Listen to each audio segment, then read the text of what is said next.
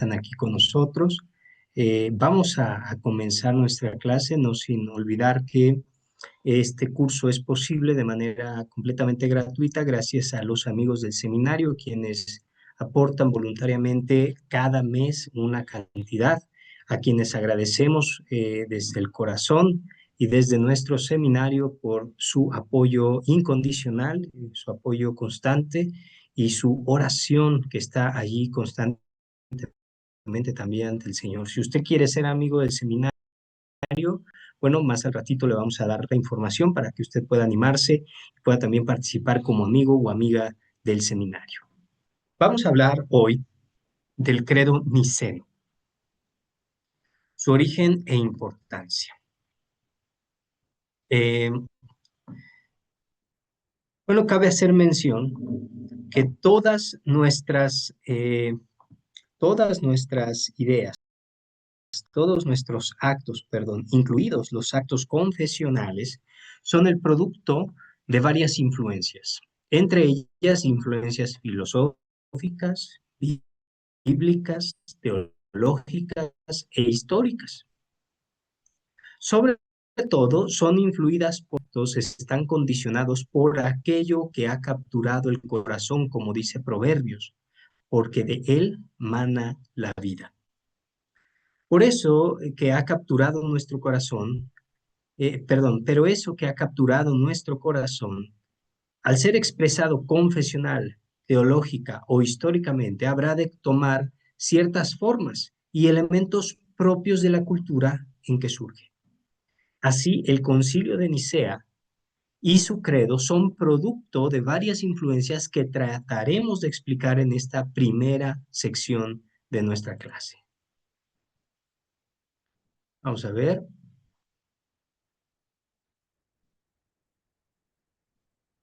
Hablemos de la influencia de las Escrituras en el surgimiento de este concilio. Las Sagradas Escrituras son claras en dos respectos. Primero, que hay un solo Dios, Deuteronomio 6:4, 1 Corintios 8:6. Y segundo, que al Padre, al Hijo y al Espíritu Santo le son asignados atributos divinos en los lugares de las Escrituras. No es de extrañar, a partir de estos testimonios bíblicos, que surgiera la pregunta de cómo conciliar que hay un solo Dios y que a la vez tanto el Padre, el Hijo y el Espíritu Santo son Dios. Por otro lado, encontramos en las Escrituras declaraciones de Cristo mismo acerca de su igualdad con el Padre. Él dijo, yo y el Padre uno somos.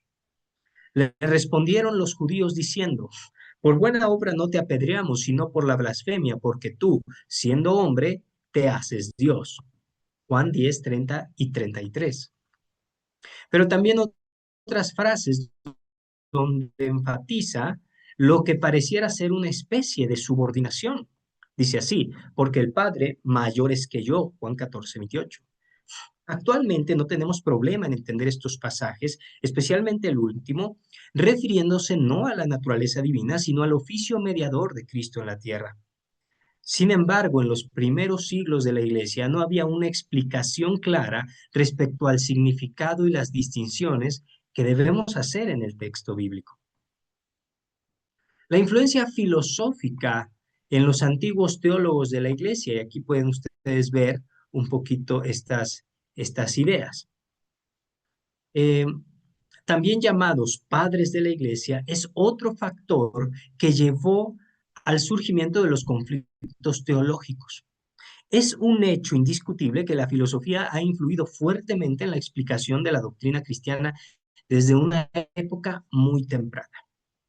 Los gentiles convertidos al cristianismo muchas veces pertenecían a escuelas filosóficas de pensamiento y traían con ellos dichos esquemas propios de la filosofía griega o helenística.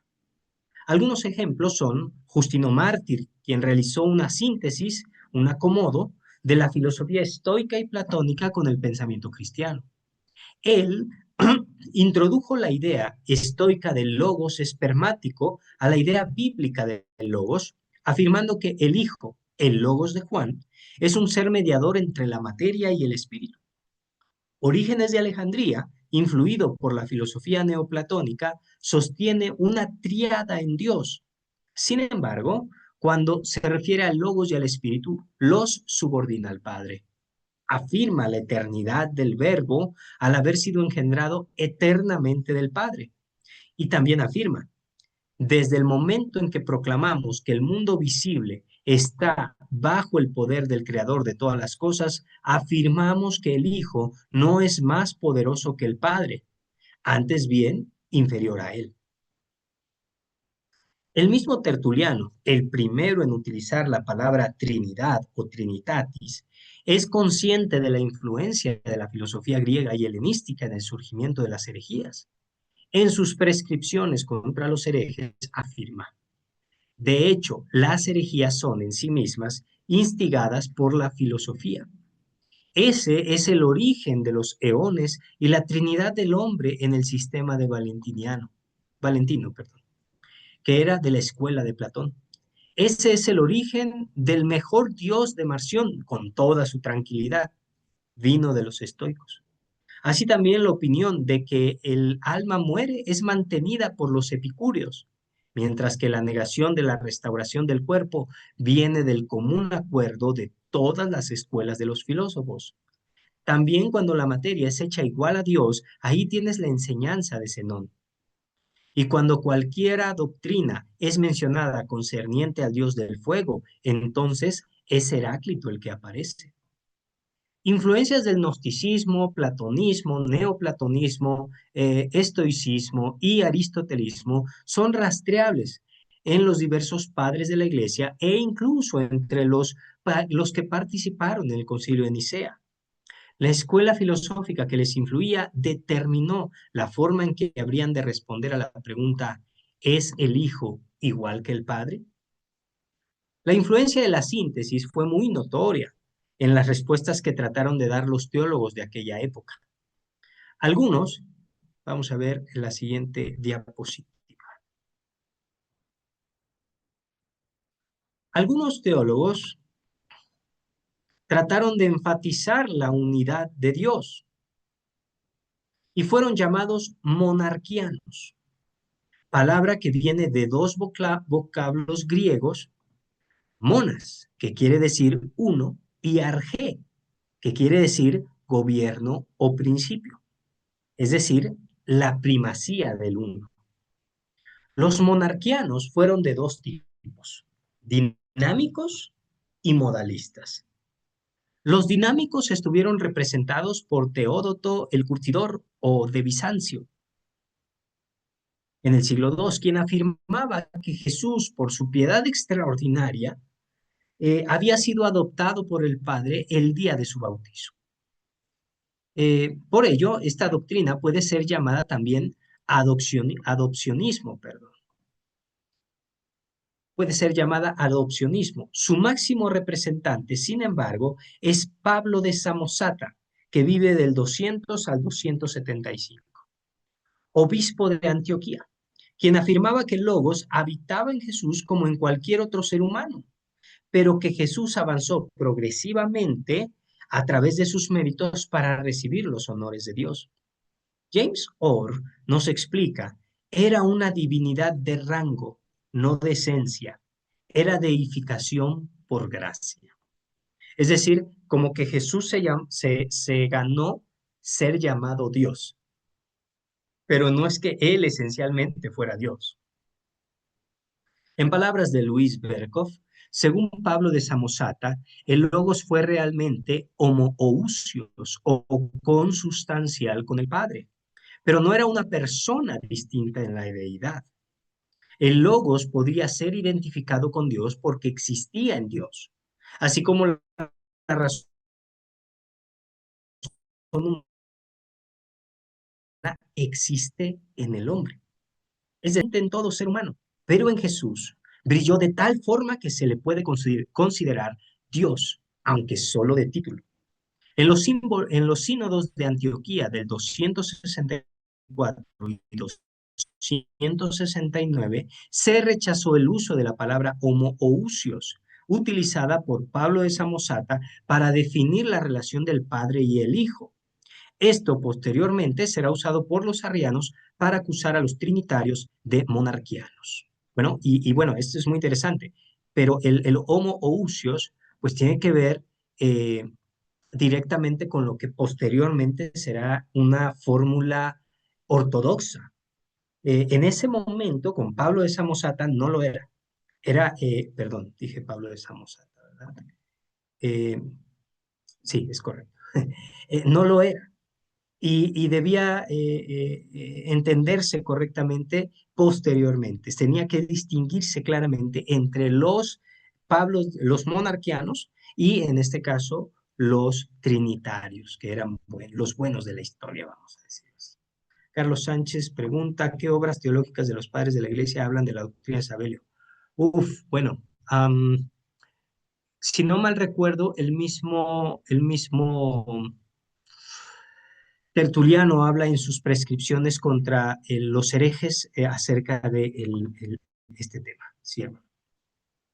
El segundo tipo de monarquianismo es modalista, que enfatiza la idea de que hay en Dios, perdón, que en Dios no hay tres personas, sino tres modos en que se manifiesta el único Dios.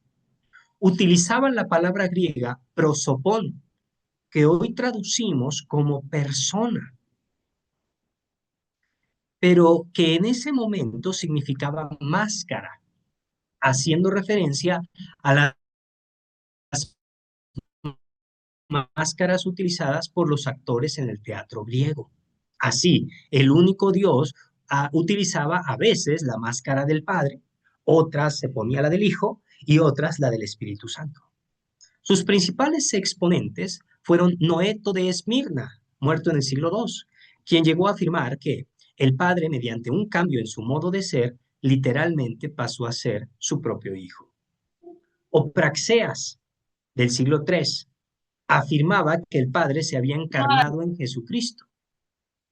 Tanto Praxeas como Noeto son catalogados como patripacianos. Los patripacianos. ¿Qué significa esto? Bueno, no se estrese, no se preocupe, yo le explico. Los patripacianos es una palabra compuesta de dos otras palabras. Patri o pater, que significa padre, y pasus, que significa sufrir. Un patripaciano sostenía que Cristo era el Padre y había nacido, sufrido y muerto en la cruz. El más sobresaliente de los modalistas, sin embargo, no fue alguno de estos dos, sino que fue Sabelio, quien afirmaba que Dios era uno y que las expresiones Padre, Hijo y Espíritu Santo solo son prósopa, prosopón, es decir, caras, aspectos, manifestaciones o máscaras que toma la divinidad para relacionarse con el hombre. Eh, bueno, entonces, por ejemplo, ¿qué es lo que hacía? Es como si cuando, bueno, nos lo explica Berkov aquí, dice, según Sabelio, en la creación y en la entrega de la ley, Dios se revela como Padre. En la encarnación se revela como Hijo, mientras que en la regeneración y santificación se revela como el Espíritu Santo.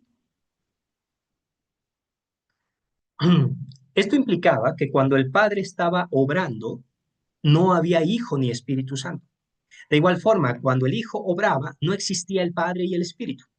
Y que cuando el Espíritu obraba, ni el Padre ni el Hijo eran reales, ¿vale? Porque Dios nada más se ponía como una máscara para actuar de cierta forma. Esta posición fue llamada sabelianismo y condenada por Dionisio, obispo de Roma, en el 263. Sin embargo, fue tal su influencia que todo tipo de modalismo se le tildaba o se le llamaba de sabelianismo. Así estaban las cosas hasta que llegamos al pleno concilio de Nicea.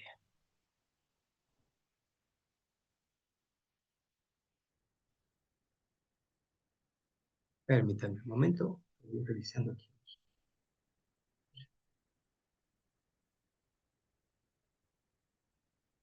Ok, continuamos. El concilio y el credo.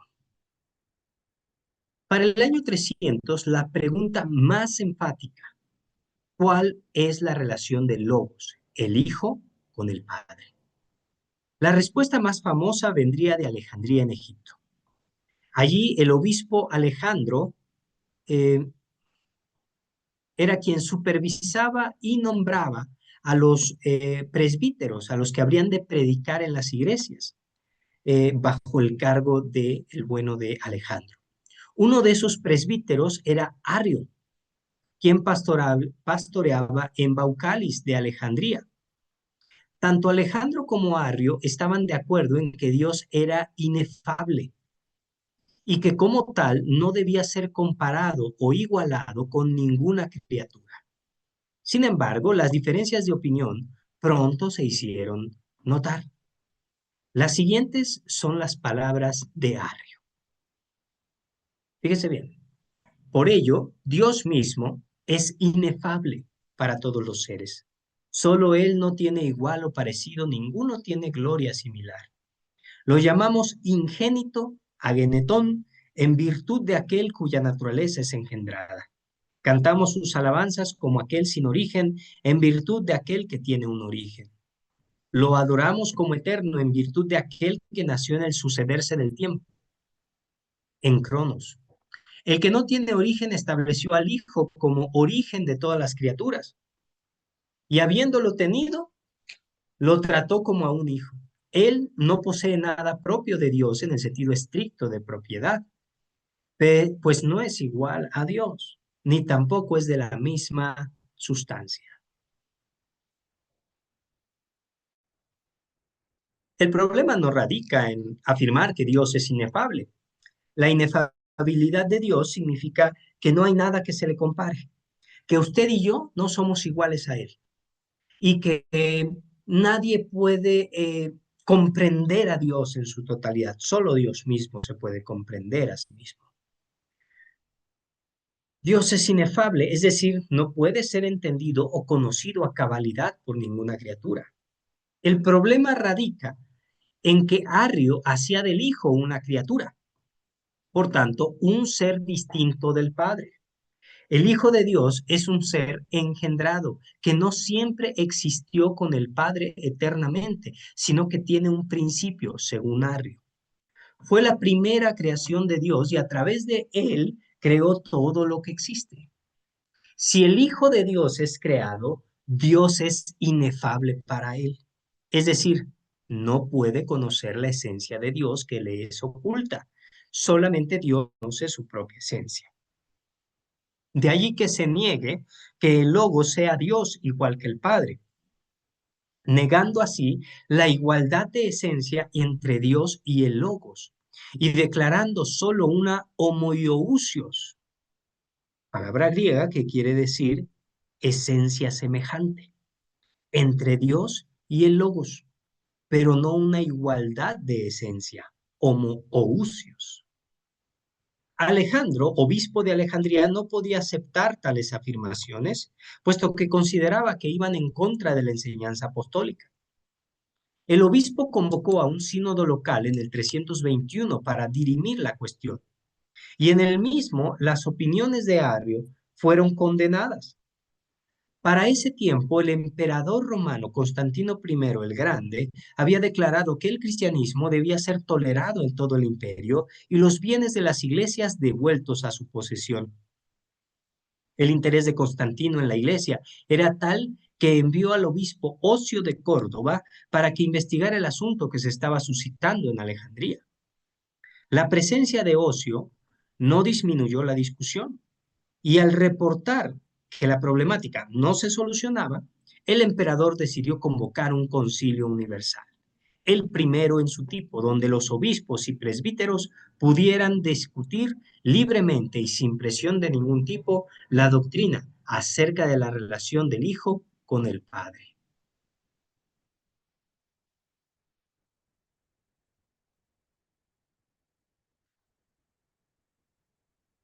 dice nuestro hermano Otto, Arrio fue influenciado por alguien que tuvo contacto con teología griega anterior. Sí, se habla de Luciano de Antioquía y es una de las influencias más directas de Arrio. De hecho, hay testimonios de algunos, como Eusebio de Nicomedia, en sus escritos, donde habla de los colucianistas y que habla de todos los que estudiaron con Luciano de Antioquía. Y efectivamente uno de ellos es Arrio de Alejandría. Sí, efectivamente hay influencias de otros teólogos antiguos, pero en este caso Luciano pues no es muy conocido porque no tenemos escritos directos de él. Y efectivamente también Orígenes tiene una influencia no solamente en Arrio, también en todos nosotros. Vaya, Orígenes era como el maestro de todos. Y había dos vertientes en Orígenes, una que tendía a subordinar el hijo al padre y otra que los ponía en igualdad de condición. Entonces, esas dos vertientes, como lo expliqué al principio de la clase, convergían en Orígenes y pues se acabó dividiendo a la larga pues esas posiciones, ¿no? Pero sí, sí está influyendo todos estos teólogos a él. Este primer concilio ecuménico fue realizado en Nicea, ciudad de Bitinia, actual Turquía, cerca de Nicomedia, donde el emperador Constantino tenía su residencia de verano. Comenzó el 20 de mayo del 325 y hay dos posibles fechas de conclusión: la del 19 de junio del 325 o el 25 de julio del 325, cuando se cumplían 20 años del reinado de Constantino. Vaya, hay opiniones eh, muy variadas. ¿Por qué? Porque no tenemos tristemente las actas de este concilio. Los protagonistas del concilio fueron los siguientes: Ocio, obispo de Córdoba, quien presidía el concilio; Alejandro, obispo de Alejandría; Eustacio, obispo de Antioquía; Eusebio, obispo de Cesarea; Nicolás de Mira, este famosísimo San Nicolás, es el Santa Claus verdadero; Arrio, presbítero; y Eusebio, obispo de Nicomedia. ¿Quién simpatizaba con Arrio? Se considera que el número de asistentes pudo ir de los 250 a los 318. No hay seguridad exacta de cuántos serán, pero se calcula esta cantidad. Algunos utilizaron el número 318 como un número simbólico, que son los que fueron a rescatar a Lot y a su familia de las manos de Kedorlaomer, en Hechos, perdón, en Génesis. En el concilio había tres posiciones principales: la de los que luchaban por una igualdad de esencia entre el Padre y el Hijo, los que luchaban por una diferencia radical de esencia entre el Padre y el Hijo, y los que buscaban una posición intermedia, también llamados semi-arrianos. El partido de los homoousianos, los de una misma esencia, los que abogaban por la igualdad, estaba liderado por el obispo de Alejandría, Alejandro, en compañía de Atanasio de Alejandría, que habría de sucederle en la sede de Alejandría. Por otro lado estaban los arrianos, dirigidos por Arrio y Eusebio de Nicomedia. Por último estaban los semiarrianos, dirigidos por Eusebio de Cesarea, quien pugnaba por una posición intermedia entre el arrianismo y los decretos propios del concilio. En un principio, la discusión se realizó a través de términos bíblicos, tratando de reflejar el espíritu o el espíritu de las Sagradas Escrituras. Sin embargo, los arrianos eran expertos no en la Biblia, sino en tergiversar los términos y las palabras de las Escrituras, por lo que se optó por utilizar términos que definieran claramente la posición de la Iglesia. No importaba de dónde viniera, sino su utilidad para expresar la verdad escritural que la Iglesia atesoraba en su corazón. De ahí que la discusión se centrara en dos términos: homoousios y homoiousios. Aquí ustedes pueden ver en terminología, en la sección de terminología, pues estos dos términos. Por si usted está diciendo, ¿cómo lo escribo? Bueno, ahí dice, no se preocupe. Que si bien parecía una discusión acerca de palabras y hasta de una sola letrita, en realidad era una discusión de ideas. Homo y ousios, con una I, quería decir esencia semejante o parecida y representaba la tradición origenista que hacía del Hijo un ser semejante al Padre, pero no igual, es decir, inferior, y estaba sumamente influida por la filosofía neoplatónica. Mientras que la palabra homoousios quería decir de la misma esencia y representaba la tradición originista que hacía del Hijo un ser igual al Padre en esencia y estaba fuertemente influida por el espíritu bíblico.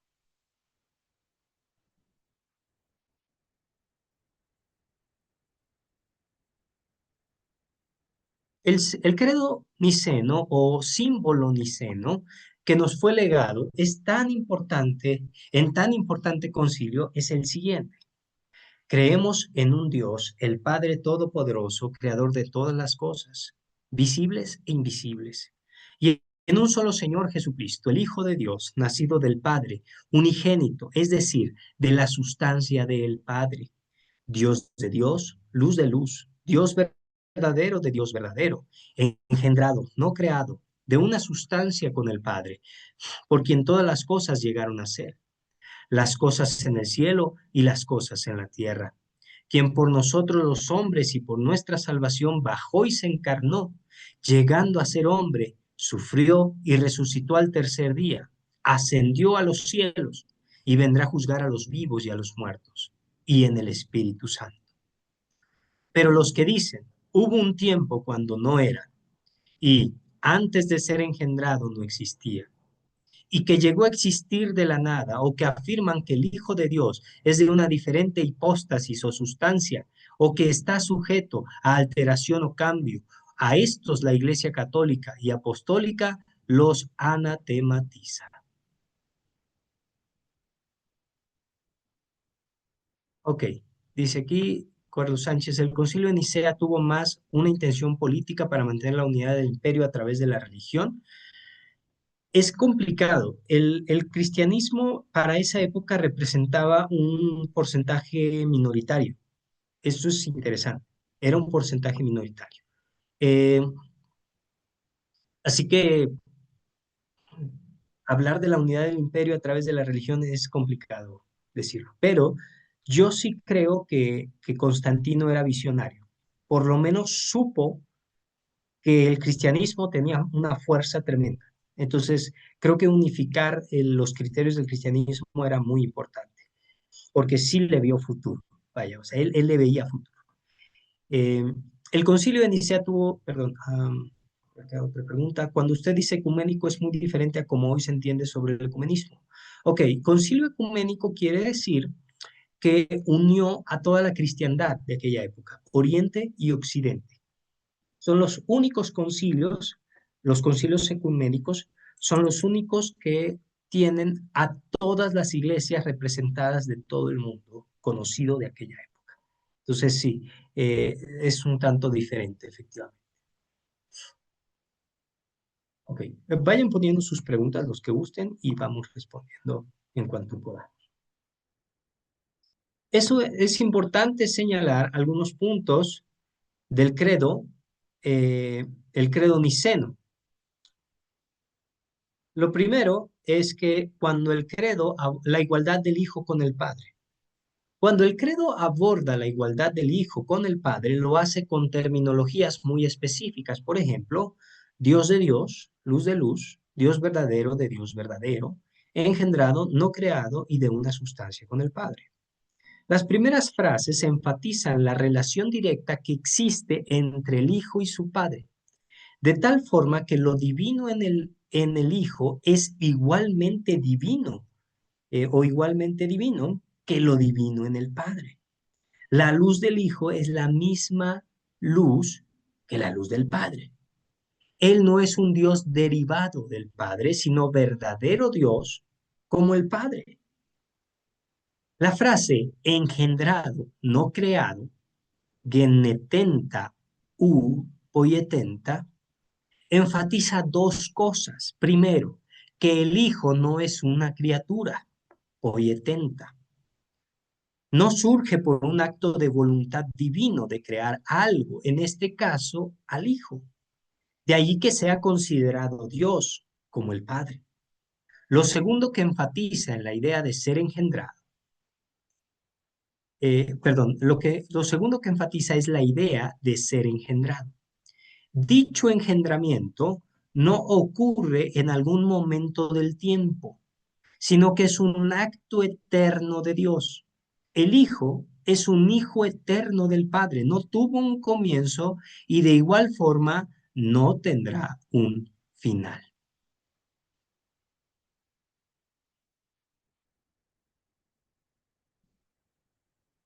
Sí, aquí nos comenta nuestro hermano Julio Ramos, pero no estaban los cristianos del imperio persa sasánida, ni la iglesia etíope o la iglesia india, que supuestamente fue fundada por el apóstol Tomás.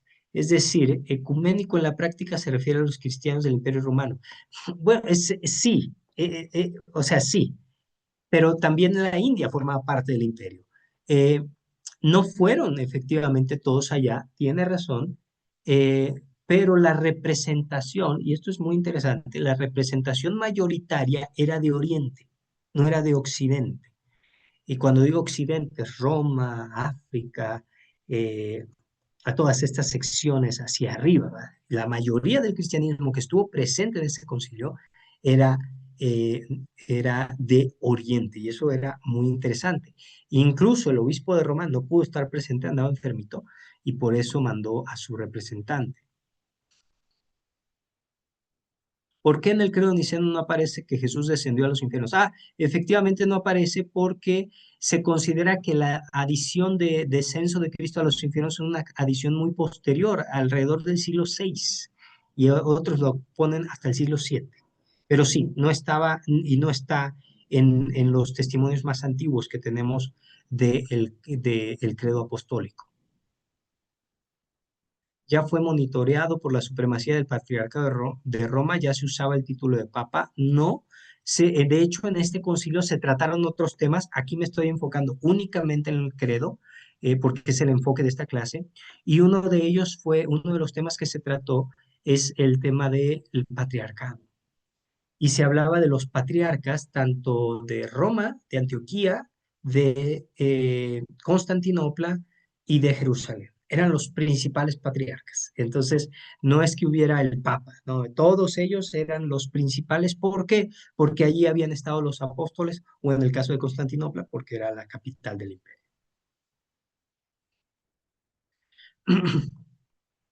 Muy bien, continuamos. Esta pregunta que comenta, hermano, se va a ir respondiendo más adelante. Eh, lo dicho engendramiento no ocurre en algún momento del tiempo, sino que es un acto eterno de Dios. El Hijo es un Hijo eterno del Padre, no tuvo un comienzo y de igual forma no tendrá un final. No es que la esencia de Dios se partió en dos y por ello el Hijo comenzó a existir. No hubo mitosis en Dios, hermanos. No, no, no. Eso sería herejía. Sino que en el mismo Hijo siempre estuvo en el ser del Padre. El término engendrado, genetenta, enfatiza la especial relación que tiene el Hijo con el Padre. Es una analogía, y una analogía es utilizar un término de la vida cotidiana para describir de manera limitada lo que Dios hace o lo que Dios es. En este caso, es un padre que engendra un hijo, pero no como nosotros. No hubo involucramiento sexual en Dios, una diosa, por ejemplo, con la que tuvo relaciones. No, eso no está, no existió, ni existirá jamás. No hubo un tiempo de gestación en lo divino. Jesús o Dios Hijo no estuvo 10 meses en el vientre de Dios, ¿no?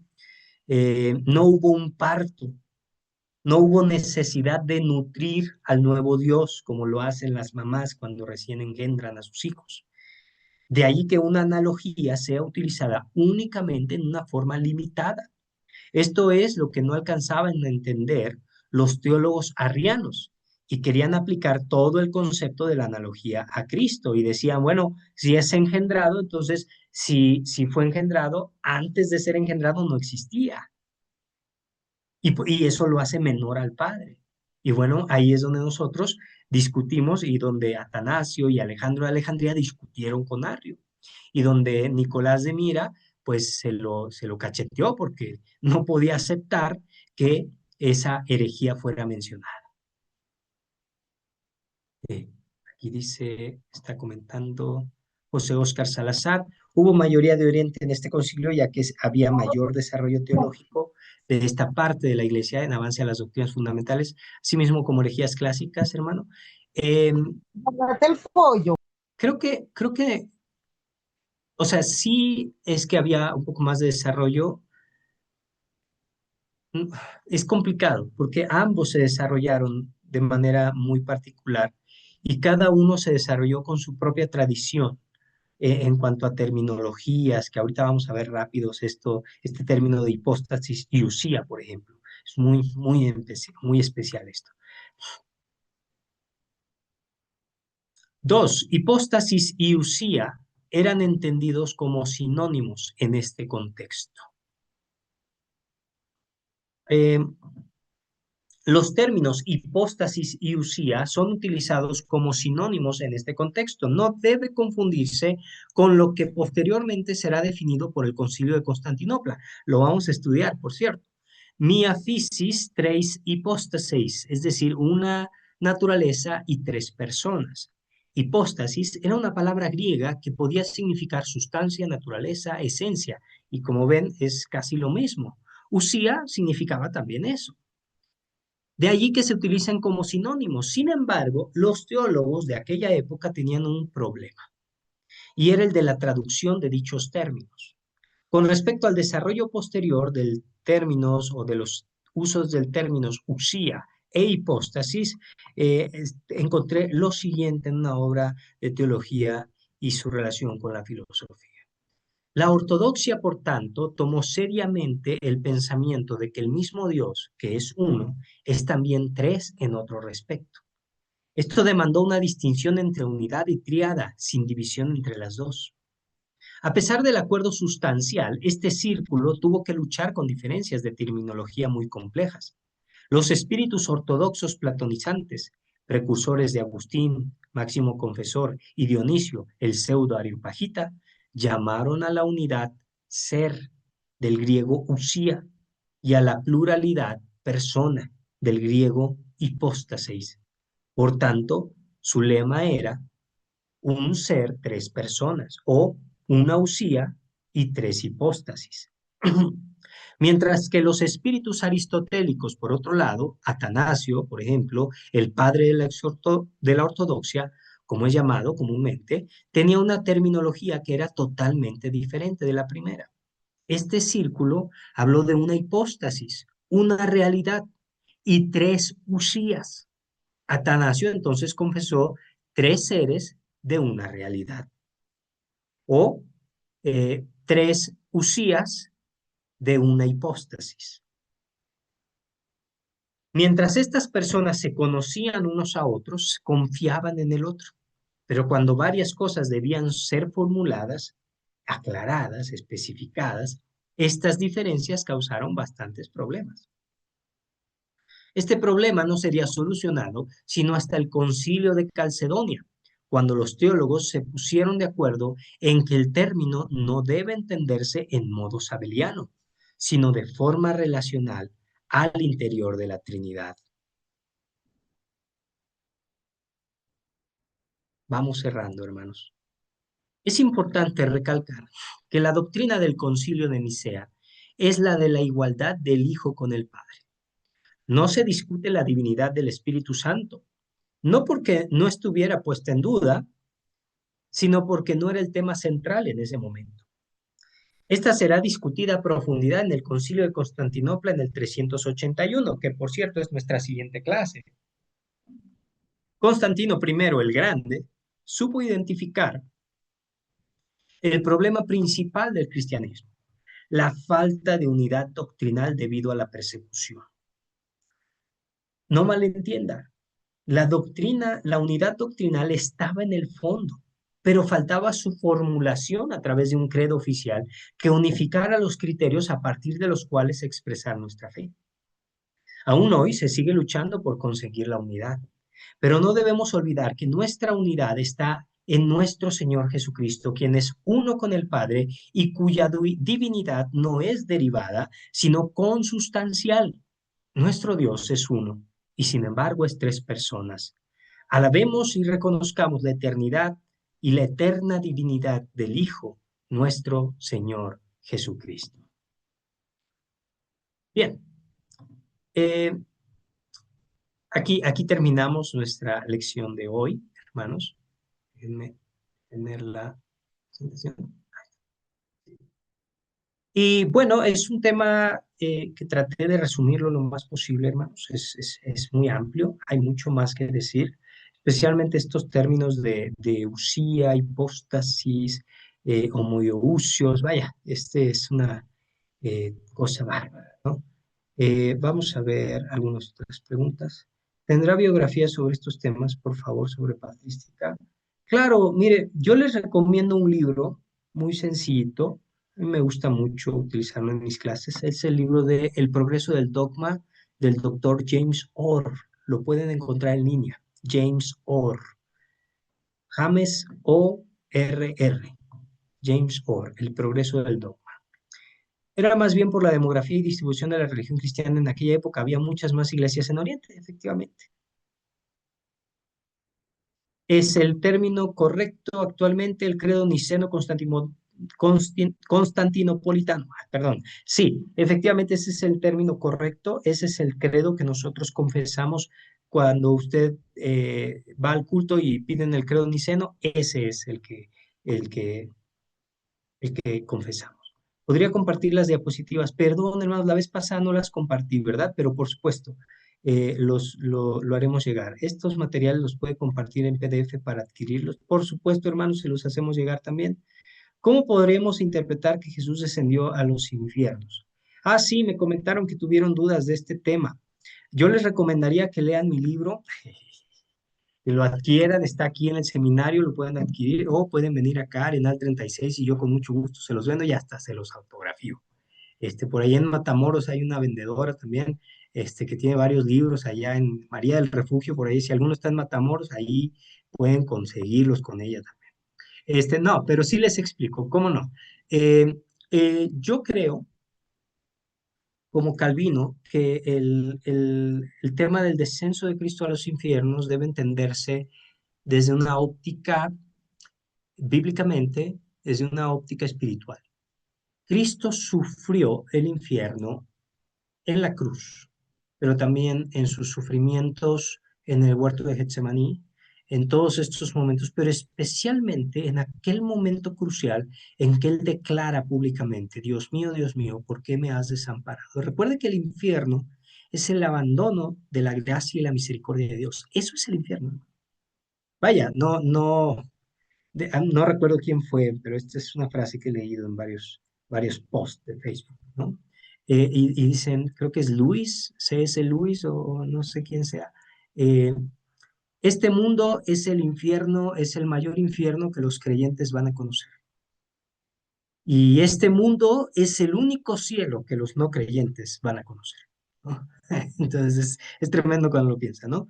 Pero yo sí creo que el infierno es un lugar, pero no creo que Cristo, porque eso es lo que creemos los reformados, nuestras confesiones y credos así lo manifiestan, no creo que Cristo haya descendido literalmente a los infiernos, sino que efectivamente sufrió los infiernos, el descenso de Cristo se realizó cuando Él padeció completamente por nuestros pecados, el abandono divino. Entonces, es allí, ese es el testimonio. En mi libro lo articulo un poquito más, lo explico un poco más con algunos textos bíblicos, para que por si se quieren animar, adelante, ¿no? Está muy barato, está a 270 pesos, pero si viene, se lo vendo a 300. No. ¿Qué tanto se puede afirmar que el credo de Nicea es trinitario sin la divinidad del Espíritu, sin la divinidad del Espíritu Santo? Eh, Tanto que sería dejado para concilios posteriores. Bueno, precisamente Sí, no decimos que el credo es trinitario en ese sentido, pero sí ya lo tiene. ¿Por qué? Porque menciona al Espíritu Santo en el mismo apartado. Entonces ya está yendo hacia allá. Es lo interesante del dogma. Por eso el progreso del dogma es muy curioso de James Orr, que ahorita ya alguien lo compartió en PDF allí, por si quieren descargarlo. Él cree, no estoy de acuerdo con su posición, pero es interesante. Él cree que el dogma se desarrolló casi como si fuera un libro de teología sistemática en el universo, ¿no? Entonces, lo primero que hicieron los padres apologistas fue establecer las bases apologéticas de la fe. Lo segundo que hicieron fue establecer la doctrina de Dios, Padre, Hijo y Espíritu Santo. Lo tercero que hicieron fue hablar de la antropología. Luego Pelagio y Agustín. Y luego establecieron las doctrinas de la cristología.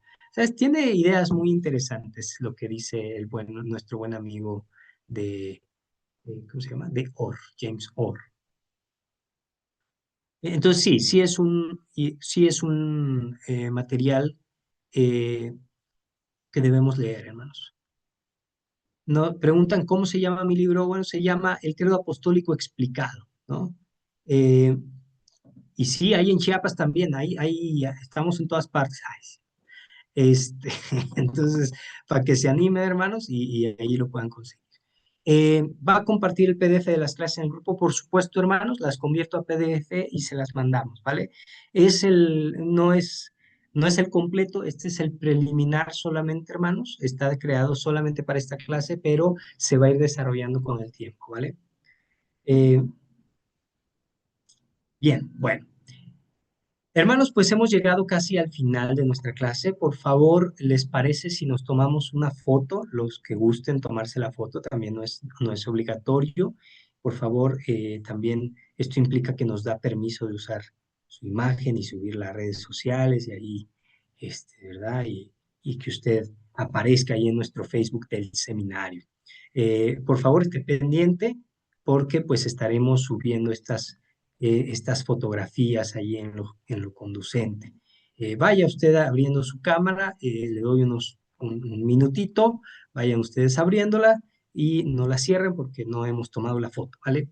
Y estoy dando el tiempo para que las cámaras se puedan ir acomodando, las pantallitas se puedan ir acomodando, ¿vale? Porque de repente se viene uno para adelante, otro se va para atrás y entonces en lo que van activando sus cámaras, hermanos. Bueno. Pues vamos a empezar la fotografía, vamos con el primer sector eh, y vamos a foto a hola.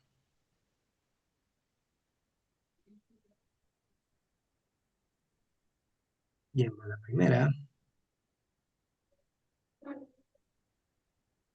vamos por la segunda. Por favor, no apague su cámara porque va a mover a todos. Siguiente. Bien, vamos bien.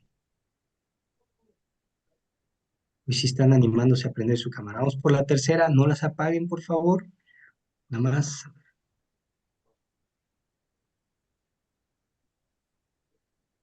Hicimos, qué barbaridad, hermano. Aquí tenemos puro guapo en el Seminario Teológico Presbiteriano de México. Una más.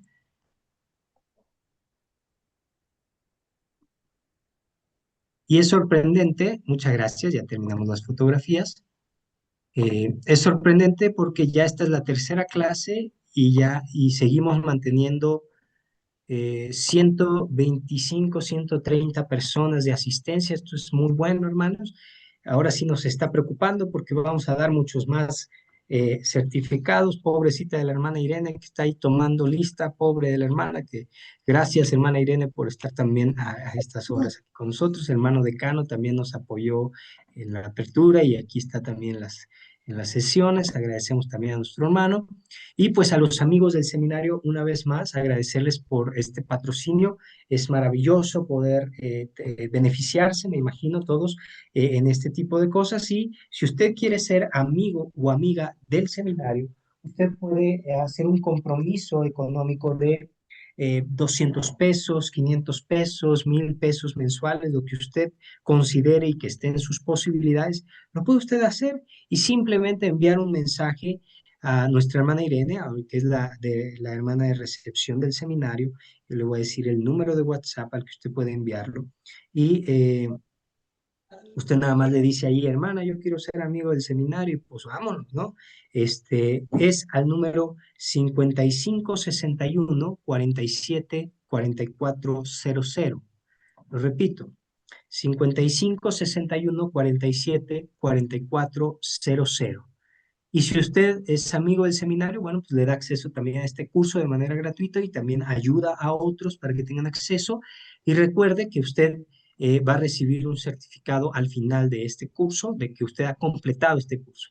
No tiene valor curricular, ¿vale? Esto es importante aclarárselo, no tiene valor curricular. Pero si usted ya estuvo en cursos anteriores y luego en este y completa tres mínimo, tres certificados de estos cursos, hermano, esto hablaremos posteriormente, o más bien ofertaremos, en el último curso, ofertaremos esta dinámica pues, de poder acceder a un diploma, vaya, con valor curricular, en este caso, sobre credos y confesiones.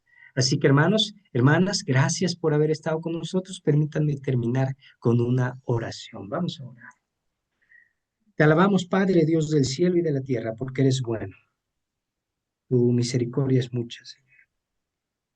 Tú has hablado en la historia, nos has guiado para entender la historia.